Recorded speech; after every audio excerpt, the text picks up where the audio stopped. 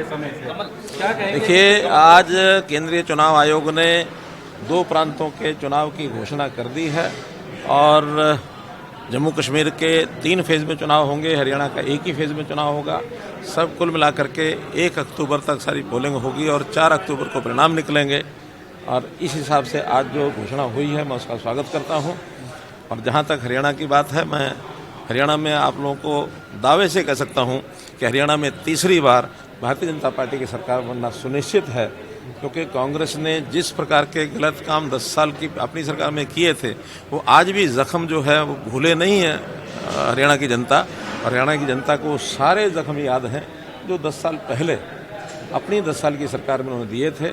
उस समय जो भी लोगों का जो भय था, लोगों के मन में एक अविश्वास था, लोगों को जो एक अंधेरगर्दी दिखती थी, लोगों में जो धींगा मस्ती करने वाले लोगों का जो एक शासन दिखता था, आज भी जब लोग उसको याद करते हैं तो कहीं ना कहीं उनके मन में एक कंपन शुरू हो जाती है कि कहीं ऐसा ना हो कि फिर से वही विषय आ जाए। तो इस संबंध में जनता जागरूक है और अब भारतीय जनता पार्टी ने भी अपनी पूरी तैयारी कर ली है। हमारी पूरी टीम एक्टिव है, हमारे नए मुख्यमंत्री और हमारे जितने भी केंद्र के नेता हैं, हमारे प्रभारी हैं, वो सब लगे हैं। हमारे जो नए प्रदेश अध्यक्ष भी खूब डट करके सारा अपना दौरा कर रहे हैं। पूरी टीम, सभी मंत्री, सभी विधायक सभी काम में लग गए हैं और निश्चित रूप से मैं दावा करता हूं कि हरियाणा में तीसरी बार पुनः सरकार बनेगी। और कांग्रेस का जो बिखरा हुआ खेल है वो आज भी उनके सामने है, कल भी उनके सामने रहेगा। जनता उसका तमाशा देख रही है। जनता का एक विश्वास जो है भारतीय जनता पार्टी बना है। मोदी जी के नेतृत्व में केंद्र में जब तीसरी बार की सरकार बन सकती है, तो हरियाणा में भी तीसरी बार की सरकार भारतीय जनता पार्टी की बनेगी। किस तरीके से बेहतर रही है 10 साल की अगर हम बात करें तो?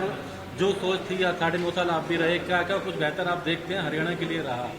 देखिए, हरियाणा में हर वर्ग को और एक सुविधा जो मिली है, हरियाणा को जो ईज ऑफ लिविंग के नाते से उसका रहन सहन सुखी हुआ है, जो उसके कभी भी लंबी लंबी कतारों में जाना पड़ता था, हर समय लॉ एंड ऑर्डर की स्थिति को फेस करना पड़ता था, हर समय उसको जो महंगाई को झेलना पड़ता था, इन सब चीज़ों से मुक्ति मिली है।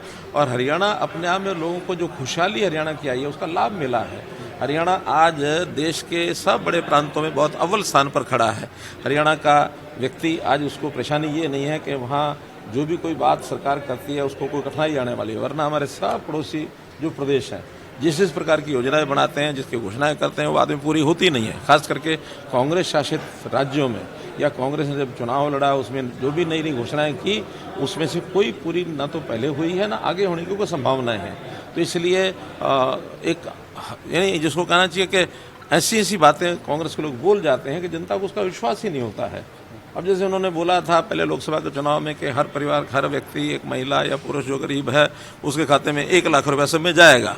और मैंने अपने उस समय भी कहा था कि देश का सारा बजट भी जो है खत्म हो जाएगा अगर 1 लाख रुपये डालेंगे। जनता को सब पता है, तो बाकी सब क्या करेंगे।